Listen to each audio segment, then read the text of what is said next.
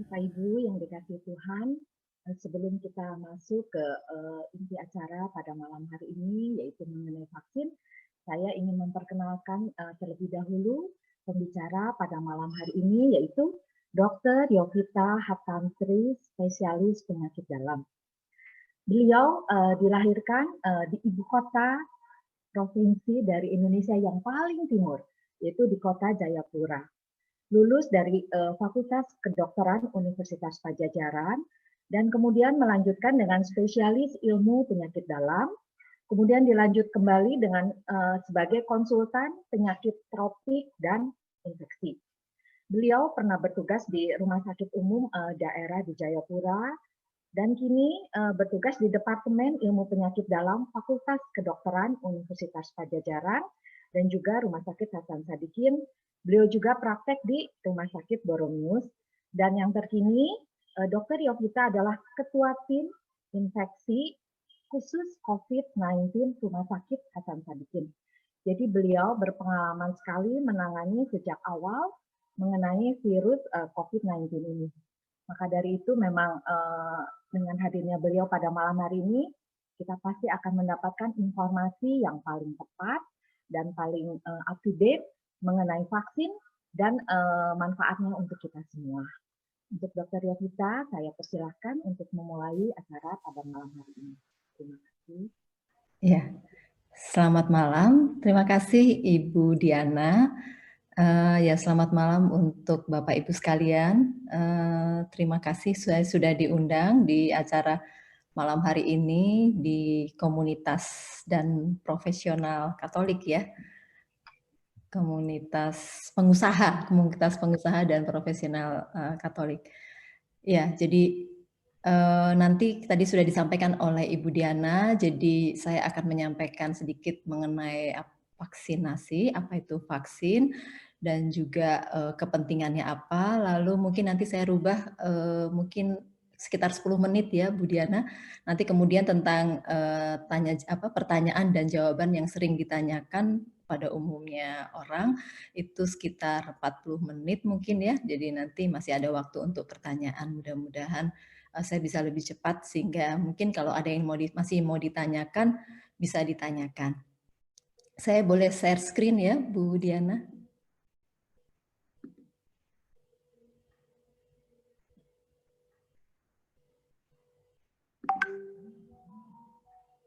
Apakah sudah nampak?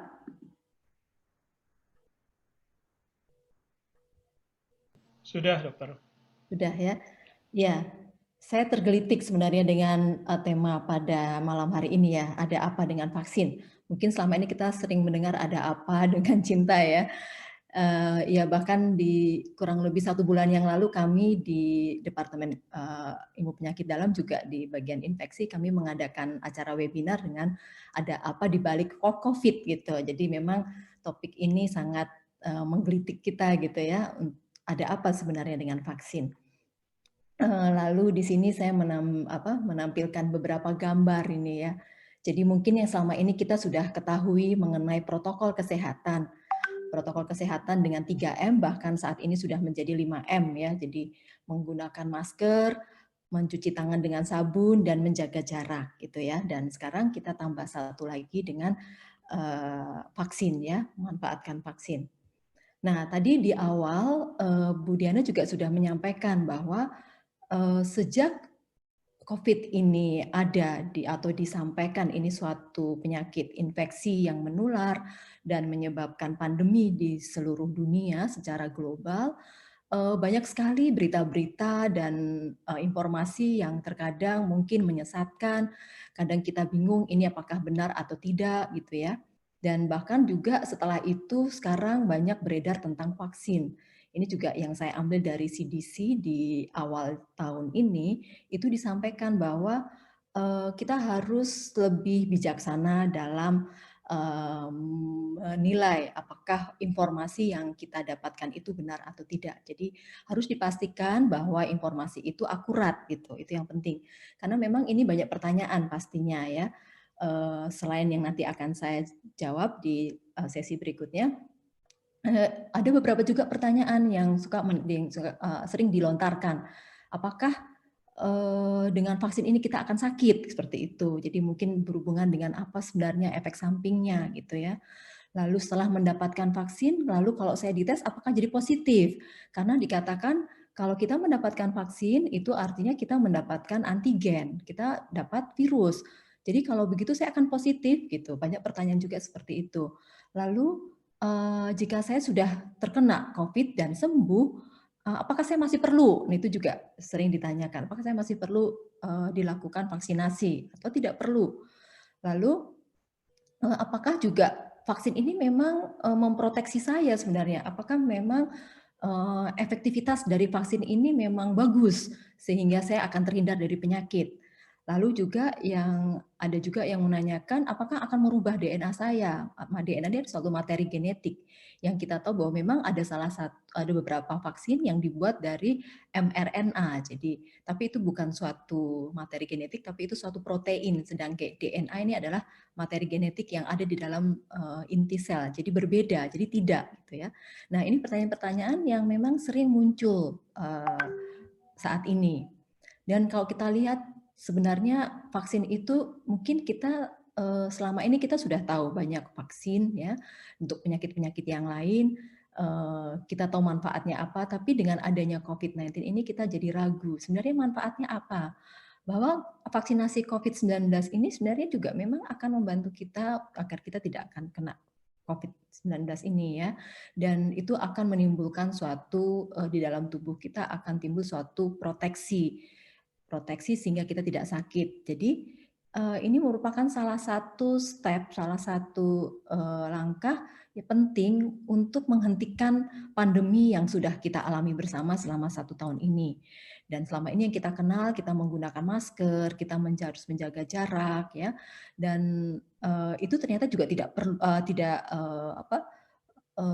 tidak hanya itu, tapi yang lebih penting juga adalah kita perlu untuk menumbuhkan suatu sistem imun yang kita akan dapatkan dari vaksin. Sehingga apa? Sehingga pandemi ini bisa kita hentikan dan bisa terkontrol dan kita bisa hidup seperti selayaknya, seperti biasa gitu ya.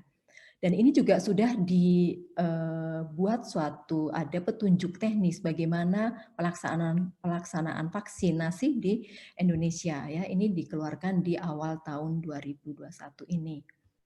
Lalu yang perlu saya tekankan di sini bahwa seringkali kita sering bingung apa sih sebenarnya vaksinasi, yaitu adalah suatu tindakan pemberian vaksin. Vaksin itu adalah suatu antigen. Jadi tujuannya apa? Yaitu untuk membentuk suatu kekebalan imun. Dan kadang-kala kita sering menyamakan artinya dengan imunisasi. Memang betul ada beberapa hal yang sama, yaitu adalah imunisasi yang aktif. Tetapi imunisasi lebih berarti luas, karena imunisasi itu juga bisa berarti pasif. Jadi artinya seseorang yang mungkin dia sakit, dia akan mendapatkan suatu obat yang mengandung imunoglobulin atau antibodi yang itu bisa kita sebut sebagai imunisasi yang pasif ya. Jadi ada perbedaan antara vaksinasi dan imunisasi, tapi imunisasi yang aktif itu sama dengan vaksinasi sebenarnya. Dan tadi saya katakan bahwa vaksin itu adalah suatu antigen, benda asing atau sesuatu yang berasal dari suatu kuman, entah itu bisa virus atau bakteri. Jadi salah satu bagian dari vaksin itu adalah satu antigen. Jadi di sini disebutkan itu adalah suatu materi atau satu komponen yang penting dalam vaksin. Itu dia satu bagian dari suatu organisme, suatu mikroorganisme itu satu kuman yang sebenarnya sudah dilemahkan, sudah tidak berbahaya, dan kemudian itu akan dimasukkan atau disuntikkan dalam di dalam tubuh seseorang, yang kemudian tubuh akan mencoba untuk belajar mengenali ini apa, yang kemudian tubuh akan membentuk ya atau membentuk suatu antibodi dan akan melawan. Seperti ini ya. Jadi vaksin itu adalah suatu bagian fragmen yang sudah dilemahkan dan tidak berbahaya. Ya, jadi tidak akan berbahaya dan itu adalah satu bagian kecil saja dan ini akan membuat tubuh untuk berupaya atau akan membentuk suatu antibodi yang khusus untuk antigen tertentu. Jadi hanya khusus untuk antigen tertentu. Sehingga pada suatu saat kalau tubuh mendapatkan satu masukan kuman dari luar yang sama dengan antigen tersebut, maka langsung akan dengan adanya antibodi tersebut, maka akan dihancurkan. Ya. Jadi fungsinya adalah vaksin atau antigen itu menimbulkan kekebalan. Jadi kekebalan atau imunitas dan kemudian kekebalan itu jadi dia akan diinduksi dari antigen yang tadi masuk, tubuh akan membentuk satu kekebalan itu adalah imun, sistem imun yang kemudian dia akan kenal. Jadi kalau biasanya dalam bahasa medis kita sebut sebagai sel memori, dia akan muncul di dalam tubuh kita suatu saat kalau kita terkena satu antigen yang sama, maka tubuh akan cepat mengenali, lalu dia akan menghancurkan dan dia akan hilangkan seperti itu. Ya, jadi khusus. Jadi satu antigen itu akan terbentuk satu khusus antibodi ya. Jadi ketika ada satu patogen, patogen itu satu kuman atau benda asing yang dari luar yang masuk, yang akan menimbulkan suatu penyakit, maka dia akan membentuk suatu antibodi, ya. Dan antibodi itu yang akan berfungsi untuk menghancurkan antigen yang baru, ya. Jadi khusus untuk patogen tertentu, misalnya untuk flu, jadi untuk flu saja, untuk campak saja, atau measles dan lain-lain. Jadi tujuannya jelas bahwa vaksinasi itu akan mengurangi proses transmisi atau penularan. Kalaupun tertular, maka dia akan menurunkan angka kesakitan, tidak akan menjadi berat. Ya, karena memang ini akan tergantung dari daya tahan tubuh atau kekebalan dari masing-masing orang. Karena itu tidak sama, tergantung dari respon tubuh masing-masing individu dan tidak menyebabkan menurunkan angka kematian. Ini yang lebih penting karena kita tahu bahwa COVID-19 bisa berakibat fatal. Ya. Lalu yang terpenting juga bahwa dengan divaksinasi tidak hanya membuat perlindungan terhadap seseorang, hanya diri kita sendiri, tapi juga ini akan membentuk suatu kekebalan di kelompok yang namanya herd immunity. Jadi apabila vaksin diberikan dalam suatu kelompok itu melebihi sekitar 60-70%, maka akan terbentuk suatu kekebalan komunitas atau kekebalan masyarakat. Yang tujuannya apa? Yaitu adalah agar semua masyarakat akan terhindar dari satu penyakit infeksi ini sehingga lebih produktif dan tentunya ini akan menghemat biaya dibandingkan kalau kita sakit, maka akan mengeluarkan biaya lebih besar. Jadi herd immunity itu adalah kekebalan kelompok. Ini yang terpenting dari tujuan pemberian vaksinasi. Mungkin itu yang akan saya sampaikan. Lalu berikutnya, saya mungkin langsung saja ya Bu Diana ya. Ya, langsung aja dok. Ya. Ya, bisa langsung, waktunya singkat. Ya, sebentar.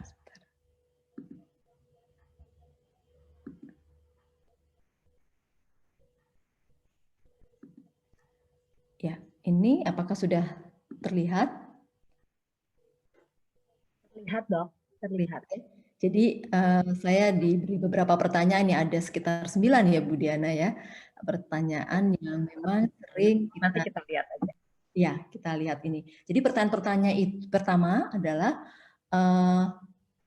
apa perbedaan dari vaksin-vaksin yang selama ini kita dengar? Ada Sinovac atau kita kenal dengan CoronaVac, lalu ada dari Pfizer, AstraZeneca, Moderna, dan yang kita dengar juga adalah vaksin merah putih, serta bagaimana efek samping yang terburuk dari masing-masing merek tersebut. Ya, jadi nantinya akan ada sekitar 5 atau 6 vaksin yang akan masuk ke Indonesia.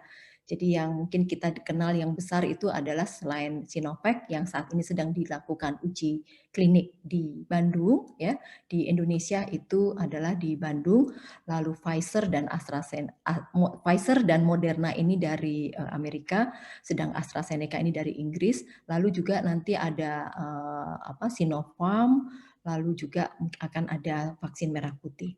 Nah, kita lihat pengembangnya memang berbeda-beda. Sinovac kita kenal, ini vaksin dari Cina ya, yang saat ini memang digunakan untuk uji klinik di beberapa negara multicenter di Brasil, dan di Turki serta di Indonesia yang besar ya. Jadi itu adalah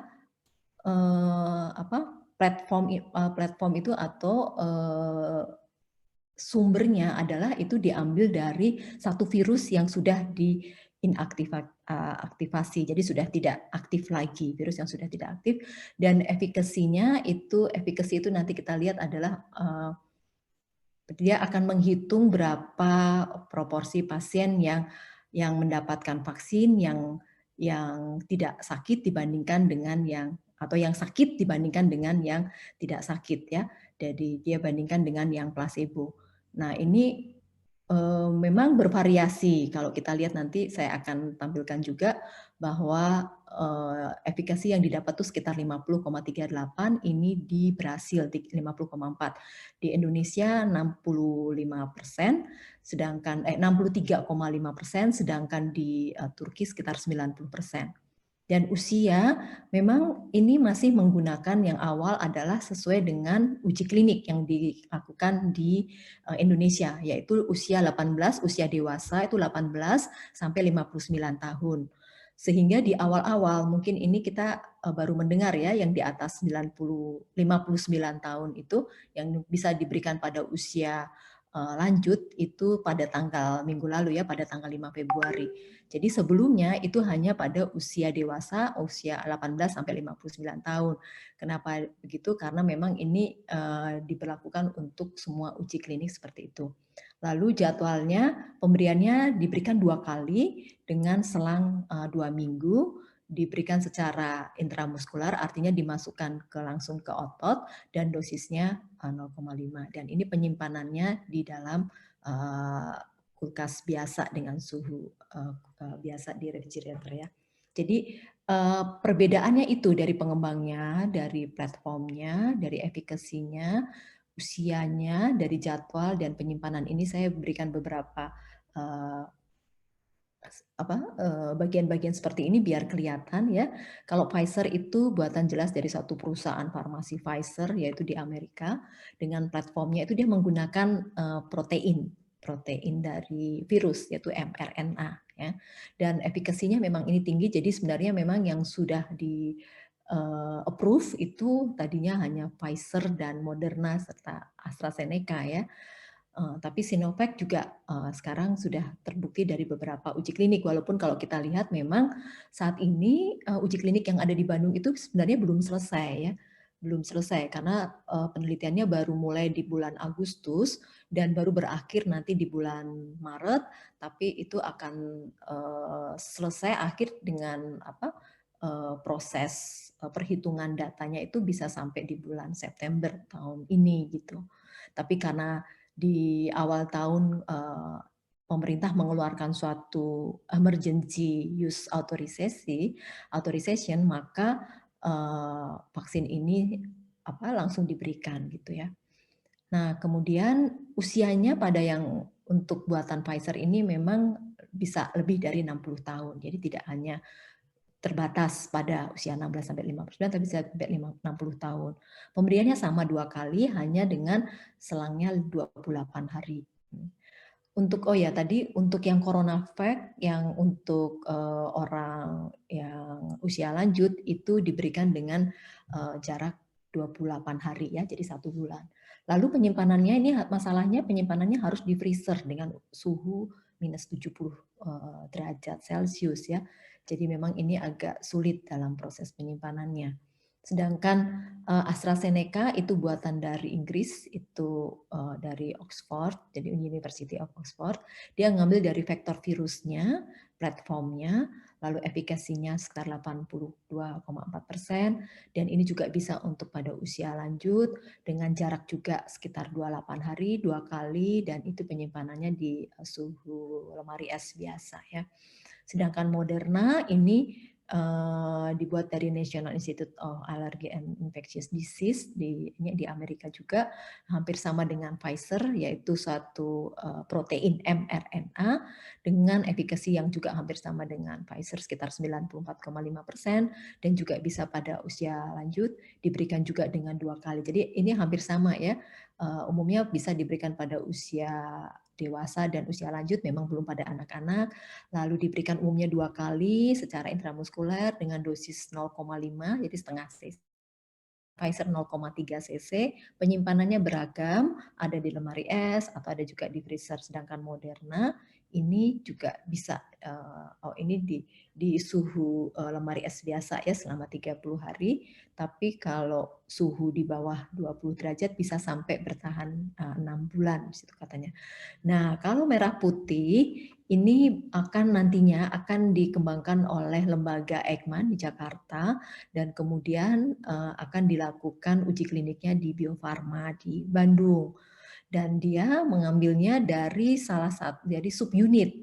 Jadi kalau bedanya dengan Sinovac, Sinovac itu dari satu virus yang dilemahkan, sedangkan vaksin merah putih itu diambil dari subunit virusnya yang sudah dilemahkan. Tapi belum ada hasilnya karena vaksin ini sedang diuji coba pada hewan dan nantinya mungkin baru akan selesai di pertengahan tahun 2021. Karena nanti setelah uji klinik, diuji coba di hewan dan itu akan bertahap melalui istilahnya fase 1, 2, dan fase 3. Yang saat ini sedang berjalan di Bandung itu adalah Sinovac fase 3.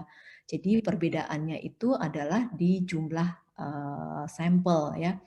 Jadi kalau fase 1 itu masih sampelnya 1000 atau 100 dan itu baru mau menentukan berapa kira-kira dosisnya, apakah aman, bagaimana efikasinya. Lalu pada fase yang kedua itu sama tujuannya tetapi biasanya dengan jumlah sampel yang lebih banyak 1000 dan pada fase ketiga itu jumlah sampelnya lebih dari 10.000 seperti itu. Jadi perbedaannya di situ. Nah ini tadi yang ingin saya sampaikan bahwa apa sih perbedaan, sering ada ya pertanyaan juga, perbedaan efikasi dan efektivitas. Ya. Jadi kalau efikasi itu dalam konteks uji klinik, penurunan insiden penyakit pada kelompok yang divaksinasi dibandingkan dengan kelompok yang tidak divaksinasi. Jadi mungkin tadi saya agak ini ya kurang pas ya. Jadi artinya begini, dari total pasien-pasien yang atau bukan kita sebut bukan pasien tapi relawan yang ikut dalam uji klinik di Bandung itu ada sekitar 1.620. Nah, dari jumlah itu diikuti sampai terakhir itu di bulan Desember, jumlah orang yang sakit itu ada sekitar 7 orang, dan itu dari total sekitar ada lebih dari 7, tapi ternyata ada sebagian yang mendapat vaksin dan yang sebagian lagi mendapat placebo kita bilang ya, jadi bukan vaksin. Lalu dari yang artinya tidak divaksinasi. Jadi yang tidak divaksinasi itu artinya yang placebo. Jadi dari yang divaksinasi kejadian penyakitnya itu dibandingkan dengan kejadian penyakit yang tidak mendapat vaksin. Nah, itu jumlahnya atau hasilnya ini 65,3 bukan 63,5 ya. Jadi di Indonesia Sinovac yang diuji coba sampai dengan ini data sampai dengan Desember. Jadi setelah 3 bulan dari Agustus itu dengan relawan jumlahnya 1.600 dengan usia waktu itu memang antara 18 sampai 59 saja ya. Dan ini ternyata efikasinya adalah 65%. Jadi sudah di atas batas yang direkomendasikan oleh WHO yaitu 50%. Sedangkan di Turki itu dengan relawan yang cukup besar 13.000 dengan usia yang sama dan efikasinya mencapai 91%. Sedangkan di Brasil ternyata 50,4%. Relawannya juga sama dengan di Turki, sekitar 13.000. Tapi dia juga dengan jumlah sampelnya sama, tetapi dengan usia yang di atas 60 tahun. Jadi tidak hanya usia sampai 59, tapi dia juga mengambil usia di atas 60 tahun. Nah, kalau efektivitas itu di luar konteks uji klinik, jadi kita hanya mau melihat bagaimana kemampuan vaksin dalam mencegah suatu penyakit. Gitu. Itu perbedaannya. Lalu tadi kan pertanyaannya apakah dia aman, bagaimana efek sampingnya ya kalau kita lihat, maaf, ini, apa efek samping yang terburuk gitu ya. Nah, efek sampingnya kalau, di dalam, apa, proses pemberian vaksinasi atau imunisasi ini kita sebut sebagai kejadian ikutan pasca, imunisasi atau KIPI ya. Jadi itu kejadian yang semua yang terjadi dalam 28 hari setelah divaksinasi. Jadi memang, luas ya, kadang-kadang mungkin itu tidak berkaitan kadangkala. Jadi, dalam hal kita menentukan apakah ini KIPI atau tidak, memang perlu suatu, penilaian yang, benar gitu ya, yang tepat. Jadi kita melihat umumnya gejalanya adalah lokal atau sistemik atau ada reaksi lain. Jadi efek samping ini, pada vaksin COVID itu umumnya hampir sama dengan efek samping vaksin-vaksin lainnya yang saat ini yang kita kenal ya, mungkin atau hepatitis, misalnya meningitis atau vaksin TBC atau DPT atau yang terakhir kita kenal itu ada vaksin difteri misalnya.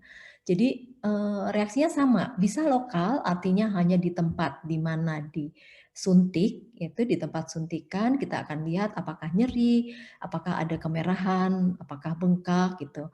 Lalu kalau gejala sistemik misalnya apakah ada demam, nyeri otot, nyeri sendi, nyeri kepala, misalnya badan lemah, dan atau reaksi yang lain misalnya alergi sampai gatal, merah, bengkak, atau yang paling berat anafilaktik. Anafilaktik itu biasanya pasien akan akan sesak kayak serangan asma, dia sesak dan bisa jadi pingsan ya. Nah, biasanya setelah vaksinasi itu akan dipantau dulu. Jadi kita tidak boleh langsung pulang. Jadi dalam waktu 30 menit itu akan dilihat reaksi lokalnya bagaimana. Jadi reaksi lokal ini adalah reaksi cepat yang muncul segera setelah penyuntikan. Jadi 30 menit setelah penyuntikan itu akan ada observasi dulu. Jadi tidak pulang. Lalu nanti dalam 28 hari kita akan jadi diminta untuk melaporkan kalau misalkan timbul gejala-gejala ini, misalnya demam, nyeri otot atau nyeri sendi, dan itu akan dicatat oleh petugas kesehatan yang mengerjakan. Nah, demikian juga ini saya ambil dari satu literatur dari Cina yang mereka lakukan corona effect pada usia lanjut, pada usia lansia ya.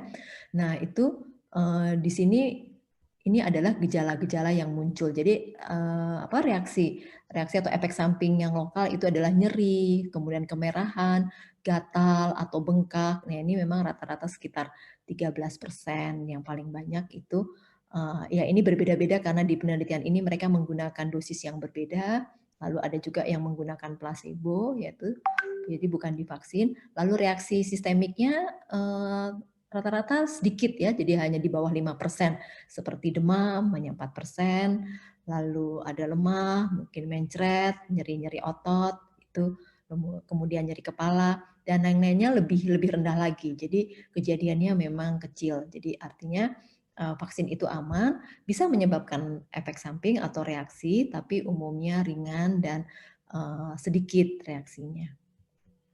Lalu pertanyaan yang kedua, berapa lama masa efektif vaksin COVID bertahan? Apakah cukup 1 kali vaksin untuk selamanya atau harus diulang dalam periode tertentu? Ya, jadi yang bisa saya sampaikan di sini, suntikan pertama itu sudah bisa meningkatkan antibodi, tetapi kadarnya masih rendah. Ya. Sehingga memang dibuat bahwa vaksin ini diberikan 2 kali, karena dari studi-studi yang dilakukan di awal-awal yang fase 1, fase 2 itu sudah terbukti bahwa vaksin ini diberikan harus 2 kali seperti itu ya. Memang mungkin khususnya saya bicara tentang Sinovac dulu ya, karena memang yang dilakukan saat ini, yang ada di Indonesia dan yang saat ini dilakukan uji klinik adalah Sinovac. Walaupun kalau kita baca di beberapa artikel juga ada yang mengatakan mungkin sebenarnya cukup 1 kali gitu, tapi memang kita harus melihat lagi bagaimana hasil uji kliniknya. Sedangkan tadi yang sudah saya sampaikan di nomor 1, semuanya disarankan untuk diberikan 2 kali. Ya memang dengan pemberian 2 kali konsekuensinya penyediaan vaksin harus lebih banyak gitu. Titer antibodi yang dapat menetralisasi virus itu baru terbentuk maksimal 14 hari setelah suntikan kedua. Jadi umumnya setelah 1 bulan suntikan pertama atau 14 hari setelah suntikan kedua. Sehingga untuk mencapai perlindungan, jadi perlu untuk diberikan suntikan kedua gitu ya. Jadi Sinovac yang diberikan pada relawan pada saat uji klinik dan untuk kami karena ini sudah dilakukan juga untuk petugas kesehatan ya, ini masuk kategori medium. Jadi dosisnya itu bukan dosis yang besar ya, dosis medium itu sudah cukup gitu. Dan pada uji klinik fase 2 yang lalu itu efektivitas dosis yang tinggi ternyata tidak berbeda dengan dosis medium. Tapi efek sampingnya lebih banyak sehingga yang digunakan adalah dosis medium. Jadi kalau kelebihan dosis khawatirnya akan menimbulkan efek samping lebih banyak walaupun sebenarnya tidak berbahaya ya. Jadi artinya dosis yang diberikan itu dosis medium, dosis yang menengah gitu ya. Semua vaksin COVID-19 ini belum dapat ditentukan keperluan boosternya ya, kita belum tahu karena lama pengamatan titer antibodi ini baru 6 bulan ya, sedangkan uji klinik yang dikerjakan di Bandung ini belum selesai gitu karena ada emergency use authorization sehingga vaksin ini harus segera diberikan. Sehingga berapa lama dia bisa bertahan, yang pasti saat ini kita katakan harus diberikan 2 kali, dia akan memproteksi, tapi berapa lama itu belum bisa dipastikan. Apakah nantinya dia akan turun kadarnya saja dan apakah nantinya perlu booster? Mungkin saja gitu ya, tapi belum bisa ditentukan saat ini. Dan apakah vaksin yang tersedia sekarang masih yang bermutasi? Ya mungkin kita mendengar ya ada beberapa dari berita bahwa di Inggris bahkan juga di Indonesia di beberapa negara sudah ditemukan adanya virus yang bermutasi. Tapi saat ini bahwa WHO menyampaikan sudah mengamati memang ada terjadi mutasi itu. Tapi vaksin yang ada sekarang ini masih efektif untuk mendeteksi dan memproteksi. Jadi masih punya efek yang besar untuk memproteksi COVID-19 ya. Termasuk adanya mutan yang kemungkinan memang ada ya. Jadi memang proses mutasi dari virus itu terjadi dan ada. Tapi untuk vaksin yang tersedia saat ini bahwa ternyata vaksin yang sudah diamati oleh WHO itu tetap mampu memproteksi untuk terjadinya penyakit COVID-19 ini. Kemudian bagaimana sih prosedur dan kriteria orang yang boleh divaksin? Ya mungkin nantinya biasanya akan ada proses pendaftaran, mungkin ya kayak seperti pada kami ini petugas kesehatan, kami harus mendaftar, kemudian nanti akan berapa seminggu hari sebelum pelaksanaan jadwal itu akan diberikan suatu pesan bahwa kita harus registrasi ulang. Nanti kita akan mendapatkan sampai akhir itu adanya satu barcode atau adanya suatu bukti kartu vaksin gitu ya. Nah nanti prosesnya jelas kita harus datang ke suatu layanan itu juga ditentukan. Di layanan-layanan itu bisa kita pilih sendiri sebenarnya ada beberapa layanan yang bisa kita pilih. Lalu di situ nanti ada beberapa di layanan itu kita datang, kita masuk ke bagian pendaftaran, dicek datanya, lalu ke meja kedua, di situ ada dilakukan screening, artinya ditanyakan apakah ada keluhan, lalu kemudian juga di screening itu termasuk juga dilakukan pemeriksaan fisik, diukur tekanan darahnya berapa, lalu juga akan ditanyakan beberapa apakah ada kemungkinan penyakit-penyakit yang lain ditanyakan di situ. Dan kemudian nanti setelah itu akan diberikan di meja 3 itu pemberian vaksin. Kemudian setelah itu kita harus menunggu setelah 30 menit untuk nantinya diobservasi dalam 30 menit itu apakah akan ditanyakan apakah ada keluhan terkait dengan vaksin yang diberikan pada kita gitu ya. Nah, dan nanti setelah selesai, bila tidak ada masalah, maka kita akan diberikan kartu untuk kontrol atau untuk datang pada suntikan kedua, pada vaksinasi kedua.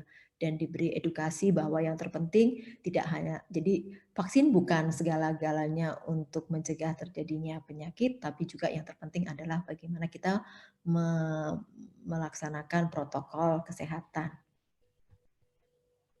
Kriteria orang yang boleh divaksin. Nah, sebenarnya memang sudah ada perubahan ya. Jadi kalau kita melihat kita baca di petunjuk petunjuk teknis dalam pelaksanaan pemberian vaksin di awal Januari, itu sudah ada perbedaan yang dengan sekarang karena ternyata vaksin kan bisa diberikan untuk usia lanjut dan juga untuk orang-orang yang punya komorbid. Nah, yang di sini dikatakan untuk penyakit reaksi anafilaksis, ya. Nah, reaksi anafilaksis itu reaksi alergi yang paling berat, ya. Reaksi alergi yang paling berat, tapi kalau itu bukan disebabkan oleh vaksinasi COVID, artinya kalau misalkan dalam pemberian suntikan pertama terjadi reaksi alergi yang berat, maka pemberian kedua tidak boleh diberikan. Tapi kalau misalkan reaksi itu bukan disebabkan oleh vaksin COVID, artinya bukan CoronaVac, maka orang tersebut masih bisa divaksinasi. Jadi tetap layak. Jadi di sini disebutkan jika tidak terdapat bukti kalau itu karena vaksin COVID atau komponen yang ada di dalam vaksin COVID, maka dia masih bisa divaksinasi. Kemudian alergi obat itu layak ya, jadi bisa diberikan vaksinasi. Jadi pasien yang alergi obat dapat diberikan, namun harus diperhatikan kalau dia ada alergi untuk obat-obat antibiotik tertentu, ini perlu mendapat perhatian karena pada vaksin yang mengandung komponen antibiotik tersebut. Jadi terutama pada vaksin yang mengandung. Ya, jadi artinya komponen yang terdapat pada vaksin COVID terutama itu memang harus kita tahu apa ya. Jadi supaya kalau memang dia nantinya mengatakan dia ada alergi juga dengan komponen yang sama, nah itu tidak boleh. Tapi kalau tidak masalah. Ya. Tapi kan selama ini kan kita tidak ada ya, belum ada yang pernah dilakukan vaksinasi COVID. Jadi sebenarnya tidak ada masalah, sebenarnya begitu. Lalu alergi makanan itu tidak ada masalah, boleh. Bahkan pada asma itu boleh, kecuali sedang dalam serangan. Jadi kalau pasien dalam keadaan asma akut, dalam serangan, misalkan ada sesak, jelas itu tidak boleh divaksinasi. Bukannya tidak boleh, tapi ditunda sampai terkontrol. Lalu rinitis alergi ini alergi yang biasanya gejalanya kok tadi asma kan sesak ya, dengan biasanya kita temukan adanya bunyi mengi atau bunyi ngik gitu. Kalau rinitis itu adalah alergi juga yang biasanya ditandai dengan adanya bersin-bersin, lalu meler hidungnya seperti itu. Nah, ini tetap layak, jadi tidak menjadikan kontraindikasi. Ya, tapi sebenarnya kalau misalkan ada seseorang riwayat dia rinitis, alergi, dan pada saat akan jadwal divaksin lalu mengalami influenza, lagi tidak enak badan, artinya lagi mungkin demam, ya harusnya ditunda dulu ya. Jadi semua pasien yang semua keadaan yang disertai dengan adanya suatu keluhan itu sebaiknya ditunda dulu. Kemudian urtikaria. Kalau ada riwayat urtikaria artinya riwayat alergi yang biasanya muncul bentol-bentol misalnya di kulit merah-merah gitu. Itu tetap layak ya. Tetap layak diberikan. Ya. Kemudian dermatitis atopi ini alergi yang sifatnya bawaan gitu ya. Jadi mungkin gatal-gatal di kulit gitu. Nah, itu juga tidak menjadi kontraindikasi. Jadi sebenarnya prinsipnya semua orang dewasa usia 15 sampai 59 tahun bahkan sekarang lebih dari 59 tahun kalau dalam kondisi sehat dalam artian tidak ada keluhan. Tidak ada keluhan itu keluhan apapun. Demam terutama batuk, pilek, rasa kurang sehat gitu ya, mungkin lemah, itu jangan diberikan. Tapi kalau sehat tidak ada keluhan, tidak ada masalah. Jadi semua boleh divaksin. Nah, pertanyaan berikutnya, komorbid. Tolong jelaskan komorbid yang dikecualikan untuk dapat divaksin. Nah, ini nanti jawabannya sama juga dengan nomor 6 sebenarnya ya. Nah, ini saya beri tanda bintang-bintang ini karena di saat sekarang ini dirubah dari rekomendasi yang sudah dibuat. Jadi ini sebelumnya seperti ini memang. Sehingga banyak juga yang akhirnya tidak bisa divaksin karena pada saat akan divaksin tensinya mencapai 140/90, tapi yang terakhir itu sudah dirubah menjadi 180/100 ya. Jadi prinsipnya penyakit apapun itu jantung, paru, darah tinggi, sakit gula, ginjal, autoimun, kanker, HIV itu semua bisa asal tidak ada keluhan, asal sehat gitu ya. Walaupun memang yang sebelumnya ini dibuat kriteria kalau HIV CD4 harus lebih dari 200 ya. Jadi CD4 itu adalah menunjukkan kondisi status imun gitu. Artinya begini, kalau ada seseorang yang saat itu pasien kanker misalkan, dia masih dalam proses pemberian obat kemoterapi ya.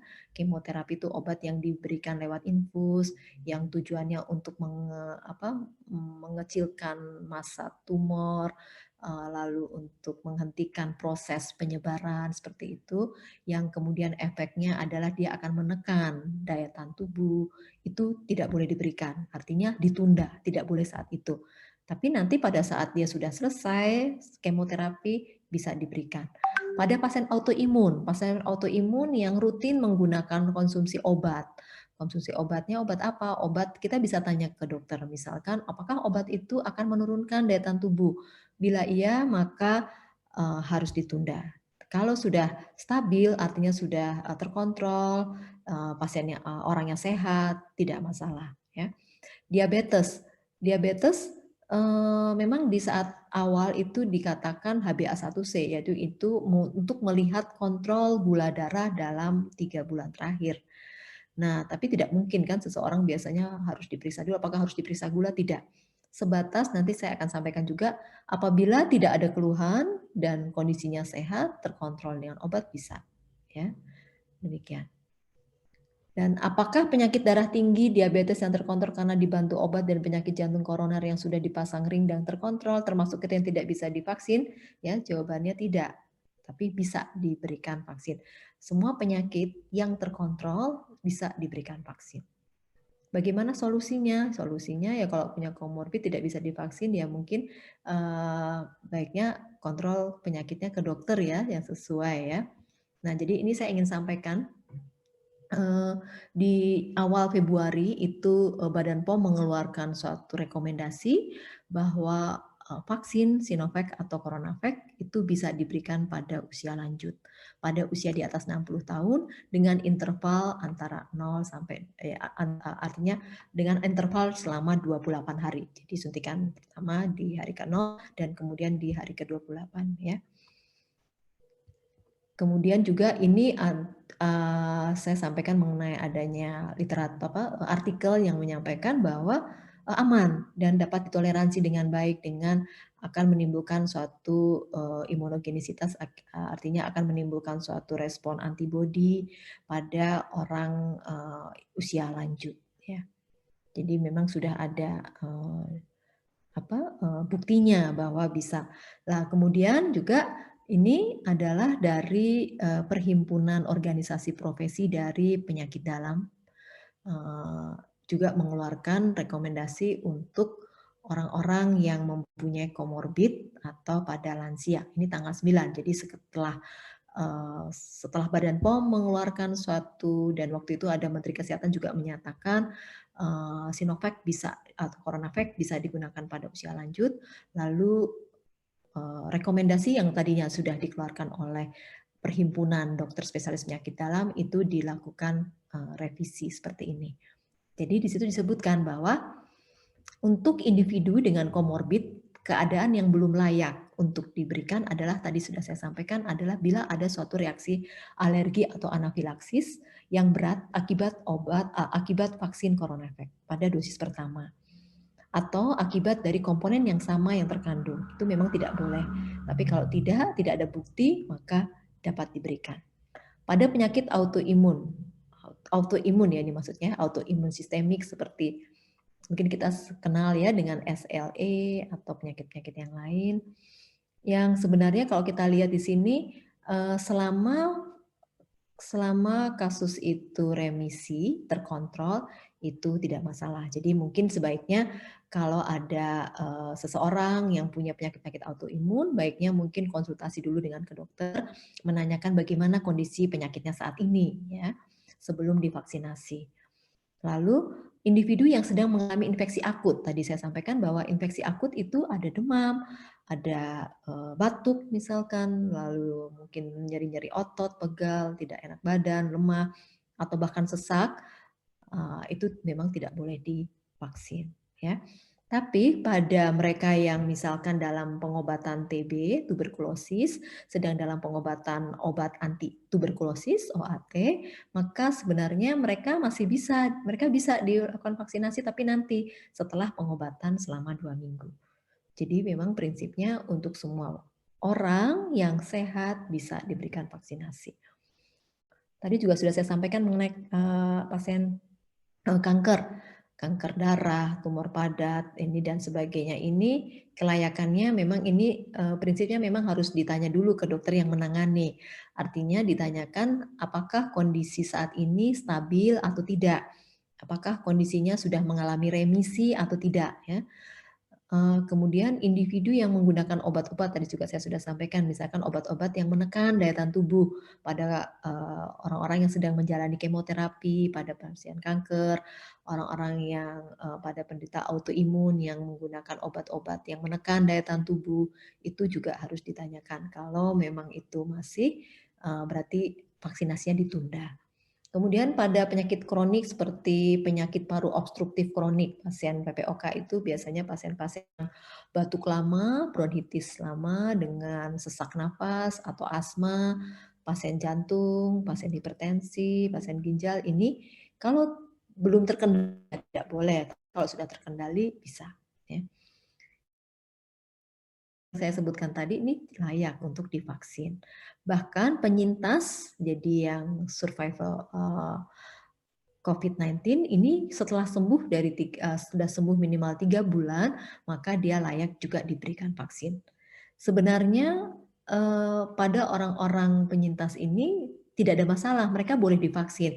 Hanya mungkin dianggap bahwa kalau kita membaca beberapa studi di luar bahwa orang-orang yang sudah pernah terinfeksi COVID itu masih mempunyai antibodi gitu ya, dan antibodi itu kurang lebih dia akan bertahan kurang lebih 3 bulan. Setelah itu akan turun sehingga divaksinasi ya kurang lebih 3 bulan. Artinya pemberian vaksinasinya ya vaksinnya untuk orang lain dulu deh gitu, dia nanti gitu ya. Tapi sebenarnya kalau dia ingin divaksinasi dari awal ya tidak masalah kalau dia sudah sembuh. Jadi memang prinsipnya semua orang yang sehat tetap boleh diberi vaksinasi. Hanya kita tahu bahwa vaksin itu kan tidak banyak ya. Semua negara seluruh dunia membutuhkan vaksin COVID-19. Sehingga kita harus berhitung gitu. Artinya seseorang yang kira-kira bisa ditunda dulu gitu, seperti juga pada penyintas, seperti itu maksudnya. Ya, ini juga dikeluarkan dari Kementerian Kesehatan mengenai pelaksanaan ini saya lupa di tanggal berapa, mengenai kelompok-kelompok yang kira-kira perlu ditunda ya. Ya, lalu apa yang dimaksud dengan terapi plasma konvalesen? Mungkin ini di luar konteks vaksin ya. Apakah dapat diberikan, apakah dapat apa ini? Agak tertutup. Jadi plasma konvalesen itu untuk mencegah atau membantu menyembuhkan pasien COVID gitu, Dok, pertanyaannya. Apakah dapat apa ini ya? Efektif ya? Iya, efektif Dapat ya. efektif diberikan untuk Ya. mencegah COVID atau membantu menyembuhkan COVID? Iya, itu pertanyaannya. Itu banyak yang agak nyaru, nggak jelas gitu, Dok. Iya, iya. Apakah persyaratan agar terapi ini dapat efektif? Jadi plasma konvalesen itu untuk mengobati, bukan untuk mencegah. Ya, jadi artinya kalau mencegah itu kan sebelum kita kena, ya. Pencegahan itu sebelum kita kena, atau pencegahan itu namanya pencegahan kalau di dunia kedokteran itu bisa pencegahan primer atau sekunder sebenarnya ya. Pencegahan primer itu untuk mencegah sakit, tapi pencegahan sekunder itu supaya dia tidak kambuh lagi, tidak kena lagi ya. Tapi kalau dalam konteks ini, plasma konvalesen ini khusus untuk menyembuhkan ya. Jadi maksudnya untuk mereka yang positif gitu. Kalau mencegah kan berarti negatif ya, gitu. Artinya ini kalau mencegah itu kan kita belum kena, plasma konvalesen tidak diperlukan ya. Jadi plasma konvalesen itu pemberian plasma itu darah dari pasien yang pernah menderita COVID tapi sudah dinyatakan sembuh ya, kepada orang yang sedang menderita sakit gitu. Jadi kepada orang yang menderita sakit artinya seseorang yang diperiksa hasil PCR swab-nya positif gitu ya. Jadi bukan untuk pencegahan. Tujuannya agar antibodi yang terdapat dalam plasma donor dapat menetralisasi antigen yang ada di dalam diri pasien. Itu maksudnya ya. Kemudian persyaratannya, jadi ini khusus mungkin dalam konteks orang yang sakit apakah dia perlu plasma konvalesen gitu ya. Tadi ya perlu ya, tapi apakah kita berikan untuk semua orang? Tidak ya. Nah, syaratnya pertama kita lihat dari donor. Donornya siapa? Donornya itu adalah orang yang penyintas, orang yang baru sembuh, tapi dia sudah negatif. Harus 2 kali negatif, dan di saat dia mendonorkan darahnya, plasmanya, dia harus dicek lagi, dia harus negatif, harus sehat. Dia harus negatif dan harus diperiksa antibodinya. Apakah antibodinya titernya cukup bagus, cukup tinggi gitu ya. Kalau tidak, ya tidak percuma sebenarnya. Jadi kadang-kadang mungkin kalau ada beberapa mungkin pernah dengar sudah dikasih plasma konvalesen kok tidak bagus, ya mungkin antibodi yang ada pada donor kurang gitu, kurang bagus sehingga dia tidak mampu menetralisasi, itu maksudnya menghilangkan cepat antigen virusnya di dalam tubuh pasien ya. Kemudian dilakukan pada awal sakitnya. Jadi virus itu biasanya dia akan mulai berkembang banyak itu di minggu-minggu pertama sampai minggu kedua gitu. Kalau misalkan sudah masuk sampai minggu ketiga itu sudah terlambat gitu ya. Jadi kadang-kadang memang bagusnya di awal-awal. Jadi penting untuk deteksi dini. Artinya kalau ada keluarga atau kita sendiri merasa tidak sehat, terutama dengan gejala demam, lalu ada batuk, ada nyeri tenggorokan, apalagi kalau ada sesak, itu segera lakukan, bisa dengan lakukan rapid antigen sekarang atau dengan PCR ya. Karena rapid antigen kalaupun itu positif tetap harus dilanjutkan dengan PCR gitu ya, untuk memastikan gitu. Karena kalau tidak bergejala, tapi kalau bergejala sebenarnya sudah kita katakan itu positif gitu. Dan kalau itu cepat dideteksi dari awal, maka itu bagus efeknya kalau kita berikan plasma konvalesen. Tetapi kita tahu bahwa memberikan suatu plasma itu seperti kita melakukan transfusi darah. Dan produk darah itu tidak selamanya bagus. Artinya walaupun darah itu sudah melalui donor itu di screening ya. Tadi tidak hanya dia di screening, di swab apakah dia sudah negatif, antibodinya apakah cukup, yang lainnya juga dia diperiksa apakah dia punya penyakit-penyakit lain, HIV misalnya, hepatitis, itu juga sudah dicek semua, lalu penyakit-penyakit sifilis ya. Itu diperiksa semua, dideteksi dari awal, harus yang betul-betul bagus, tapi tetap saja transfusi darah itu punya resiko. Adalah alergi bisa saja terjadi, bisa terjadi demam, bisa terjadi misalnya jadi tidak cocok, terjadi reaksi gitu ya, bisa terjadi reaksi alergi, dan bahkan reaksi alergi ini juga kadang bisa mengancam nyawa gitu. Jadi memang ini harus disampaikan, itu bisa terjadi komplikasi-komplikasi.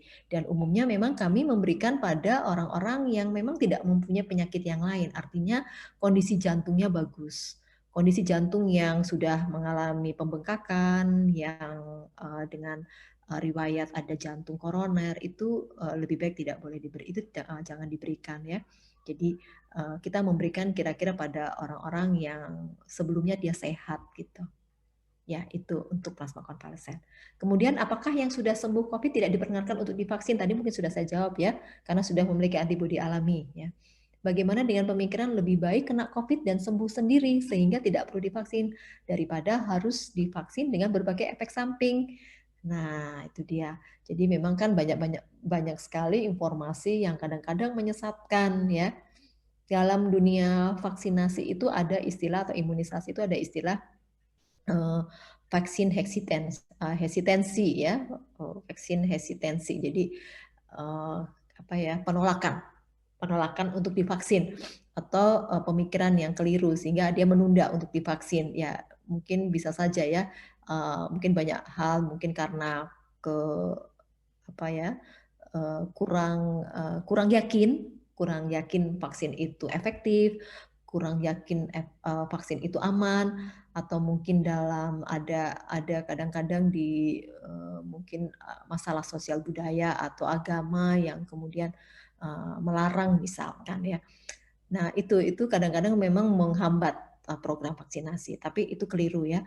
Lebih baik kena COVID ya mungkin belum terbayang ya bagaimana kalau misalkan ada keluarga yang kena COVID, mungkin bisa dibayangkan saya sering kali menangani pasien COVID. Kalau saya lihat sedih sekali lihatnya ya, apalagi kalau pasiennya terus terjadi perburukan sampai harus dipasang alat bantu nafas dan keluarga nggak bisa menemani sampai akhirnya tidak tertolong begitu ya. Nah itu sangat apa ya, sangat miris lihatnya kalau masih ada orang menganggap lebih baik kena COVID. Itu sangat salah ya. Jadi dan sembuh sendiri ya, kalau sembuh, kalau tidak bagaimana gitu ya. Dan sehingga tidak perlu divaksin itu pendapat yang sangat keliru.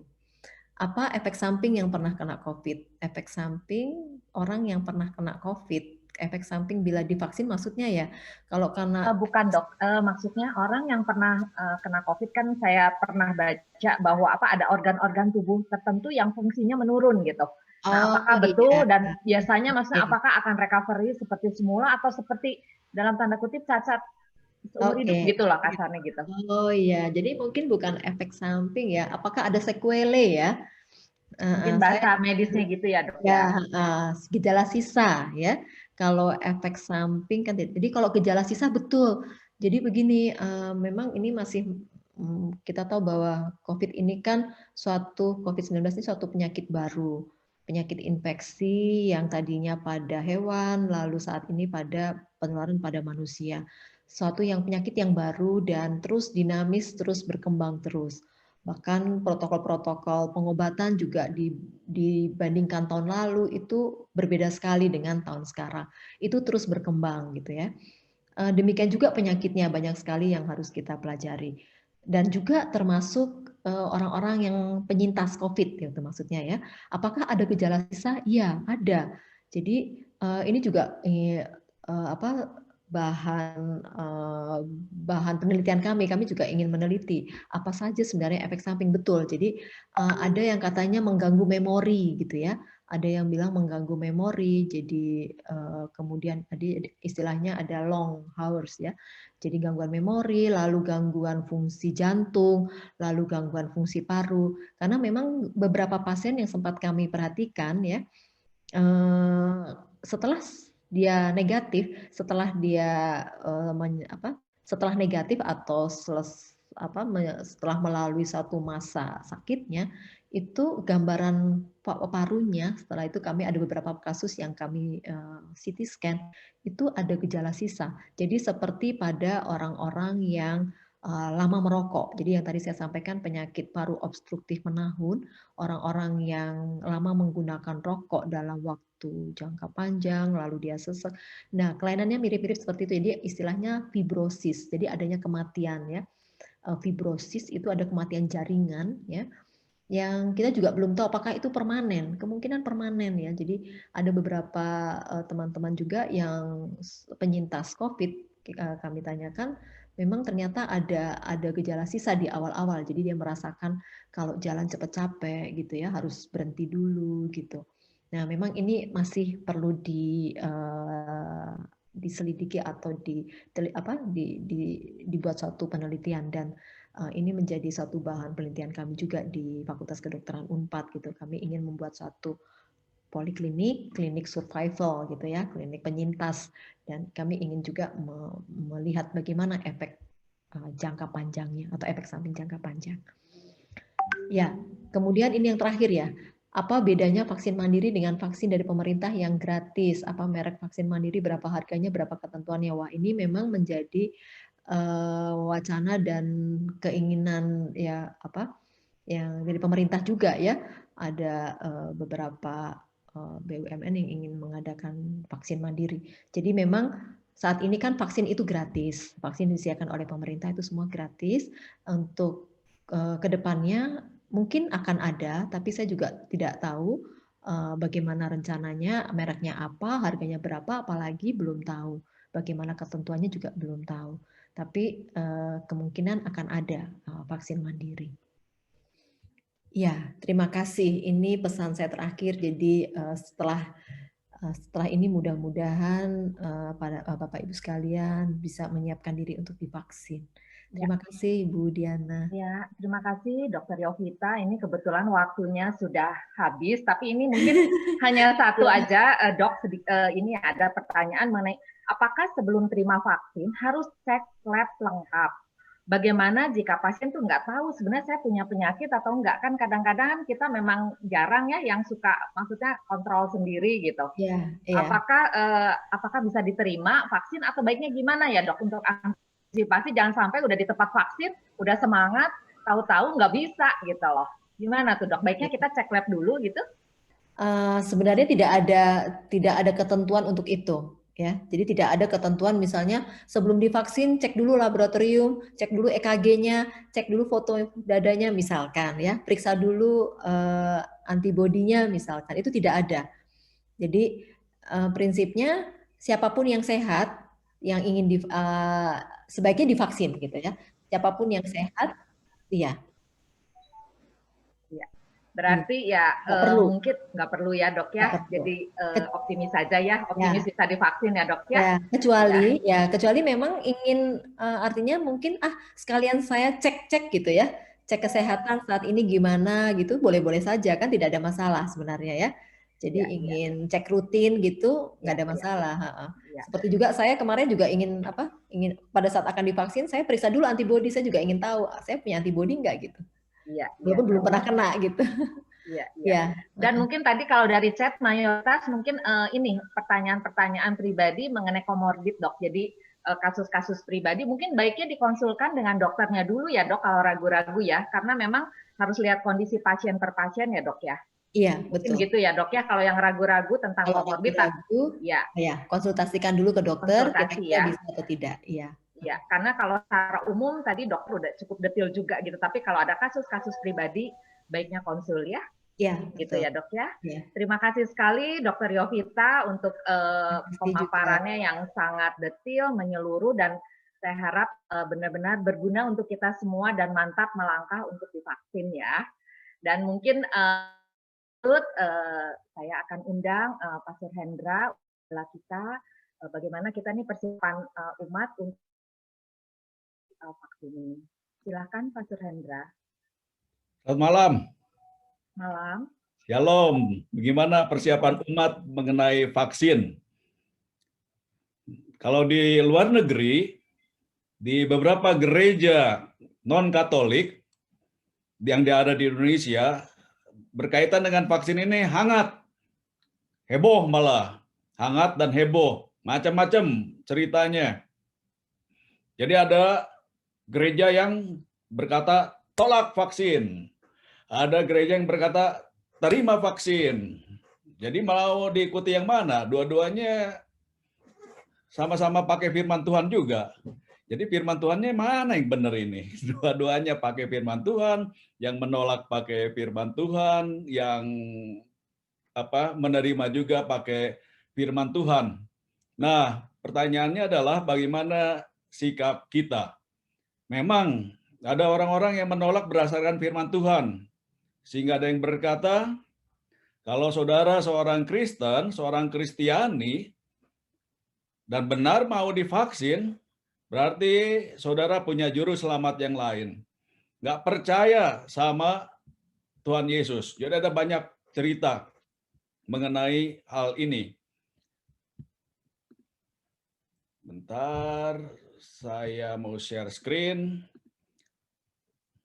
Jadi ada alasan-alasan religius. Kenapa sih orang menolak vaksin, alasan iman. Kalau udah berkaitan dengan iman kan kadang-kadang ya gimana ya, susah kalau berkaitan dengan iman. Dan memang kalau di gereja tetangga lumayan ramai. Ketua sinodenya berkata apa, ada juga yang berkata apa. Semuanya pakai ini. Ini yang lebih dahsyat ini. Menyebutnya juga Januari 2021 ini, berarti bulan lalu, dunia sudah memasuki masa kesusahan. Kalau begitu mendengar kata masa kesusahan, berarti apa yang dinubuatkan dalam kitab Wahyu akan terpenuhi. Artinya apa? Akhir zaman akan segera tiba. Karena dunia telah menyambut vaksin COVID-19 sebagai sang Mesias. Congratulations katanya. Vaksin COVID-19 adalah mujizat palsu yang banyak menyesatkan orang-orang pilihan. Mengapa vaksin COVID-19 disebut sang Mesias? Di luar negeri memang ada yang berkata demikian. Dunia sedang menantikan Mesias. Dengan tegas mengatakan vaksin COVID-19 adalah juru selamat. Nah, di Indonesia ada berita ini dari salah satu TV kita juga berkata ini, judul beritanya, menanti vaksin sang penyelamat, menanti vaksin sang juru selamat. Bagi kita orang Kristiani, kalau mendengar kata sang juru selamat, kita langsung udah tahu siapa dia kan. Bagi kita yang juru selamatnya bukan yang lain selain Tuhan Yesus. Maka yang menolak untuk divaksin berkata, ini adalah sesuatu penghujatan katanya. Jadi tolak vaksin seperti itu. Sehingga berkata, menyebut vaksin COVID-19 sebagai juru selamat adalah dosa besar. Karena kita telah menyangkal Tuhan Yesus. Seperti itu. Jadi sangat-sangat dosa besar. Apalagi katanya di dalam vaksinnya sendiri. Di dalam vaksinnya sendiri. Jadi beberapa vaksin memang hasil pengujiannya menggunakan enzim katalisator yang namanya luciferase. Nah, orang-orang Kristen yang fundamentalis langsung menghubungkannya dengan Lucifer. Siapa Lucifer? Raja setan. Di dalam vaksin pakai enzim luciferase untuk pengujiannya berarti apa? Nah, berarti nanti kalau disuntik ada juru selamat yang baru, si setan masuk. Dan betul memang ada yang namanya enzim luciferase. Betul itu nama enzimnya seperti itu. Tapi bagi orang-orang fundamentalis, orang Kristen yang sangat memegang Alkitab, wah ini juru selamat palsu katanya. Seperti itu. Karena mewakili namanya ada Lucifer. Jadi pasti itu adalah berbahaya. Jangan mau terima vaksin. Itu yang dikatakan. Karena ini yang paling sering disebutkan tadi kan. Tanda ini adalah tanda-tanda akhir zaman. Seperti yang ditulis dalam Kitab Wahyu 13, 16, 18. Kalau saudara disuntik dengan vaksin COVID-19, berarti saudara mendapatkan satu tanda. Ini ayat 17, tanda nama binatang atau bilangan yang namanya ini disebut tanda 666. Wah, kalau begitu mendengar kata 666, langsung dihubungkannya dengan seton, iblis, dan lain sebagainya itu. Kalau saudara terima vaksin, kata mereka, berarti saudara di dalam dirinya sudah ada tanda 666. Artinya apa? Pengikut setan. Mau divaksin? Berarti saudara adalah pengikut setan. Seperti itu. Antikristus, karena apa? Akan ada microchipnya dan lain sebagainya.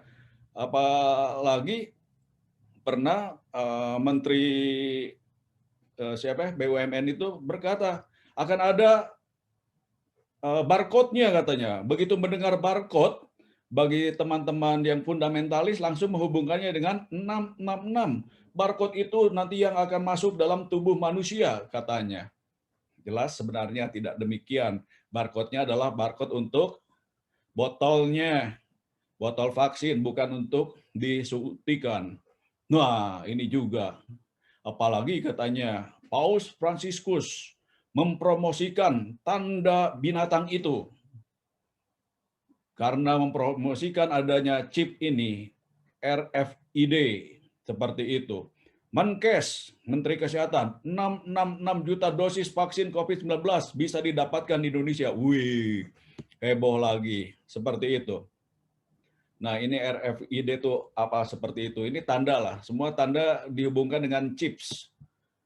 Jadi ada seolah-olah seperti itu. Apalagi corona itu kalau pakai hitung, ternyata jumlah angkanya 666. Wih, tambah heboh lagi. Sehingga banyak yang menolak vaksin. Jangan mau terima vaksin katanya. Nanti saudara dikontrol oleh sang juru selamat yang lain yang bukan Tuhan Yesus. Seperti itu. Sehingga ada yang berkata, lebih baik mati dibunuh virus COVID daripada hidup abadi dengan vaksin COVID.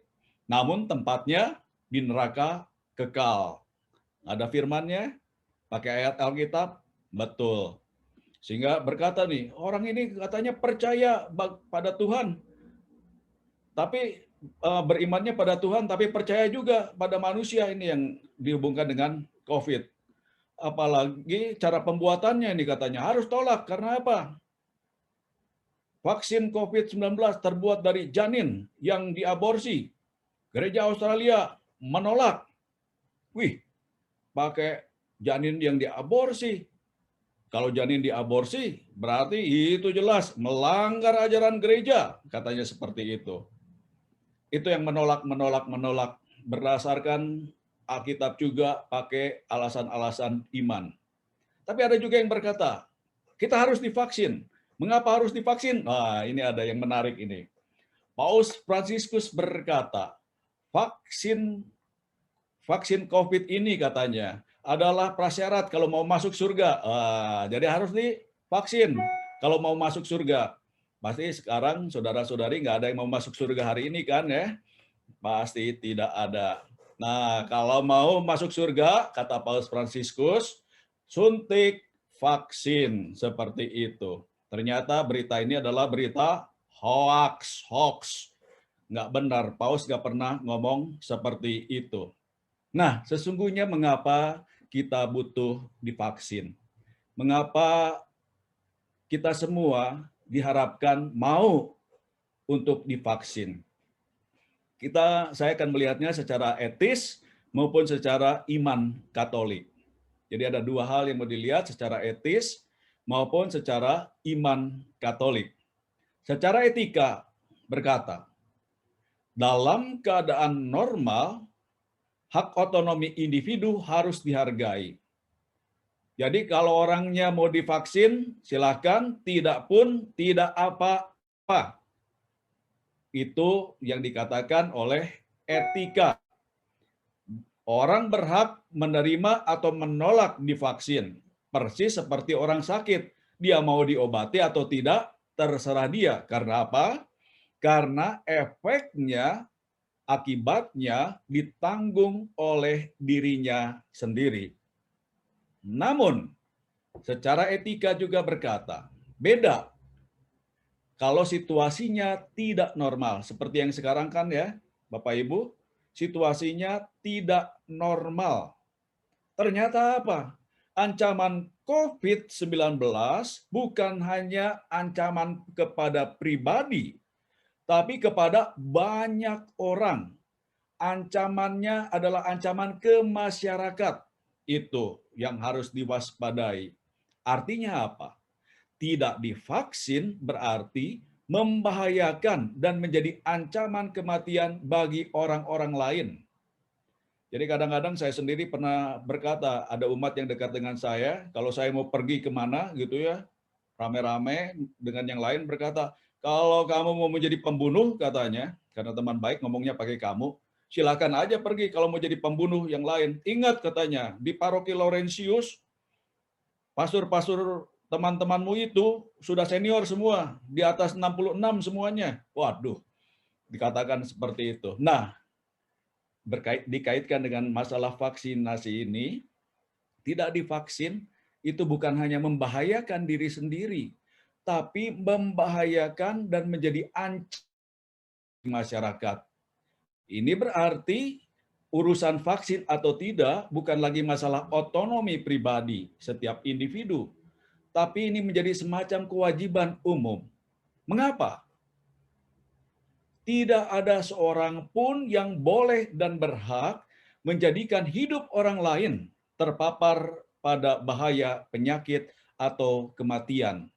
Kalau saya menolak divaksin, ternyata kemudian saya menjadi orang yang terpapar, berarti kan saya membahayakan. Kalau ada COVID-19 dalam diri saya, berarti saya membahayakan hidup orang lain. Nah, secara etis kita tidak boleh membahayakan orang lain. Maka sebaiknya divaksin. Secara etika juga, penghormatan terhadap otonomi pribadi kalah dibanding dengan penghormatan terhadap hidup manusia yang lainnya. Jadi, bukan lagi hak atau wajib, bukan lagi hak saya untuk berkata nolak atau berkata wajib. Etika berkata berhadapan dengan ini, orang diharapkan benar-benar menghargai hak orang lain dengan mau divaksin itu. Karena kalau mau divaksin, berarti kita ikut membantu kesejahteraan hidup masyarakat kita. Hidup dan kesejahteraan manusia harus lebih diutamakan.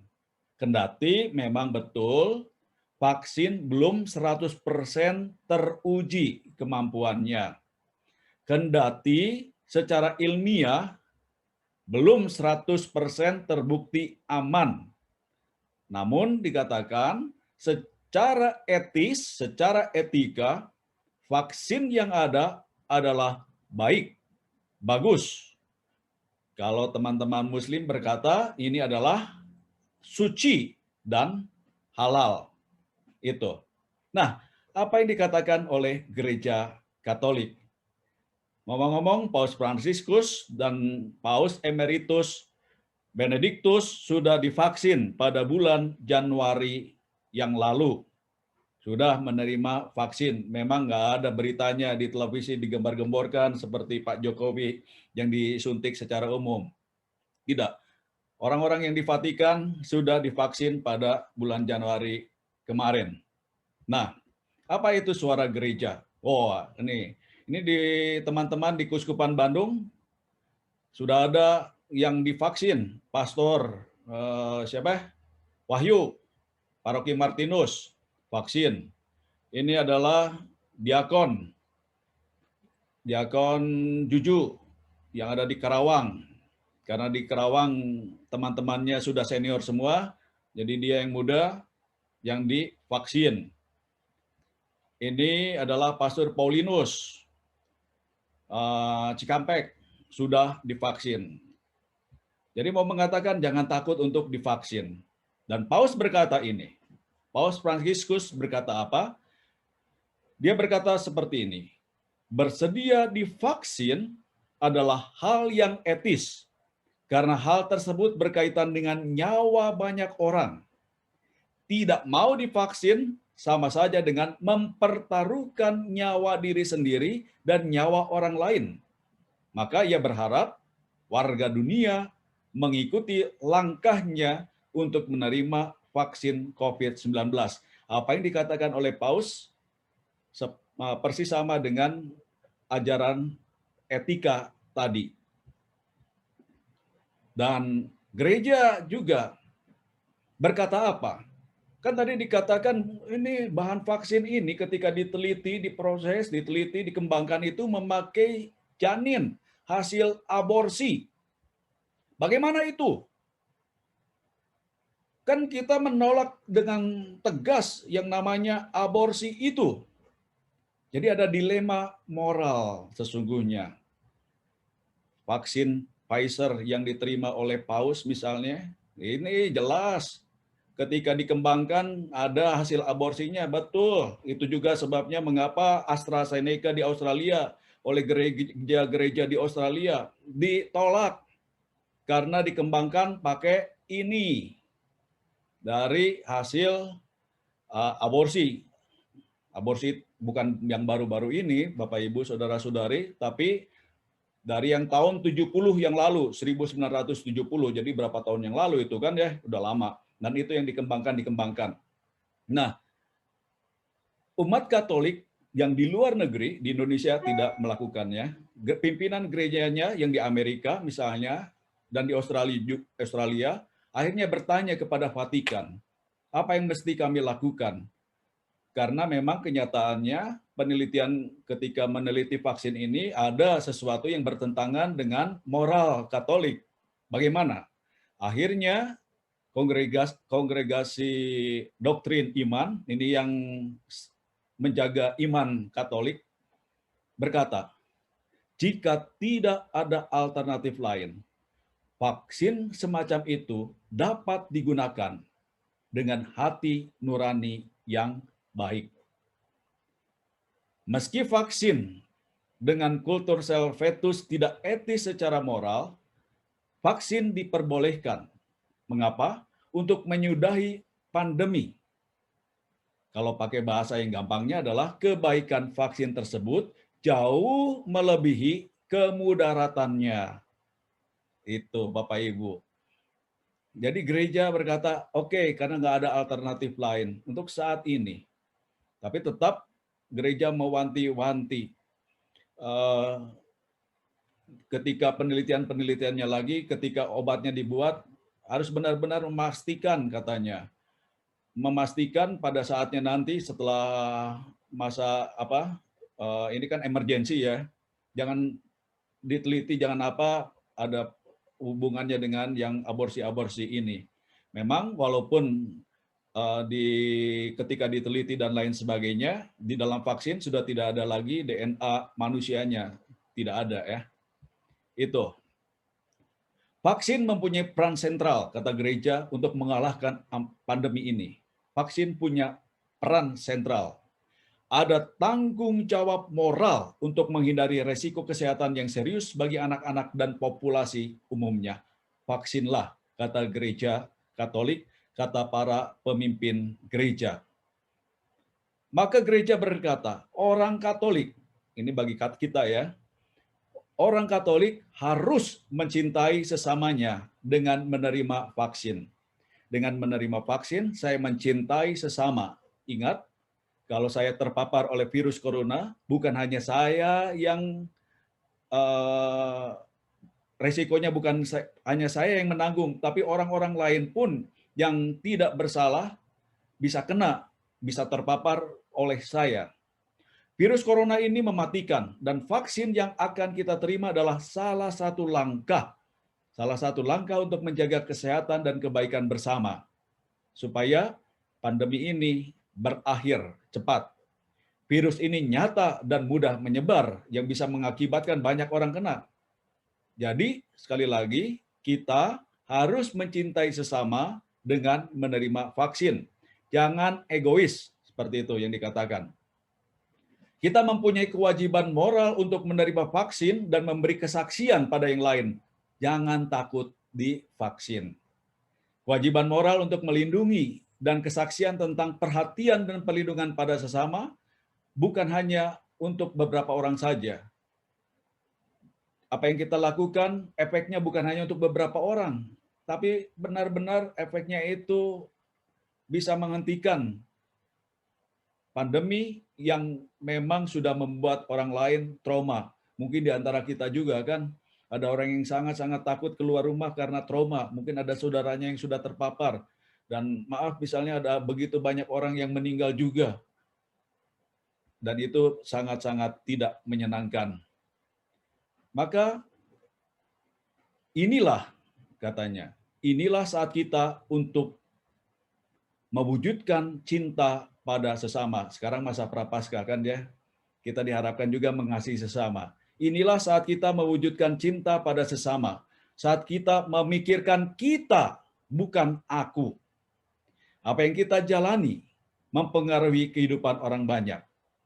Menerima salah satu vaksin COVID-19 harus dipahami sebagai tindakan amal. Sangat pas dengan masa prapaskah. Ini adalah tindakan amal kasih terhadap anggota lain dari komunitas kita. Ini adalah tindakan cinta kepada sesama dan bagian dari tanggung jawab moral kita untuk kebaikan sesama. Bapak Uskup Bandung, Monsinyur Antonio Subianto, kalau saudara, Bapak Ibu masih ingat yang ikut misa hari Minggu kemarin, surat gembalanya dibacakan. Salah satu bagian dari surat gembala berkata ini, masa prapaskah kan masa pertobatan ya. Pertobatan ini bisa kita ungkapkan melalui keterlibatan aktif dalam mengatasi pandemi COVID-19 dengan hidup sehat, bersih, rapi, dan peduli yang akan berefek positif pada kehidupan bersama, serta mendukung berbagai program pemerintah, termasuk vaksinasi yang diyakini akan menyebabkan masyarakat sehat. Kalau masyarakat sehat, kehidupan ekonomi diharapkan berjalan dengan baik. Maka, don't worry, be happy. Apapun yang kita lakukan, karena Tuhan Yesus yang memberikan inspirasi kepada kita. Sebab dia hidup katanya. Dan kalau dia hidup, jelas ada hari esok yang lebih cerah. Bapak Ibu, itu yang dikatakan oleh Gereja Katolik berkaitan dengan vaksin. Kita mau menerima vaksin, artinya itu adalah tanda kasih kita juga pada orang-orang lain. Itu saja yang mau saya sampaikan. Terima kasih, mudah-mudahan kita semua sehat, penuh berkat setiap hari. God bless.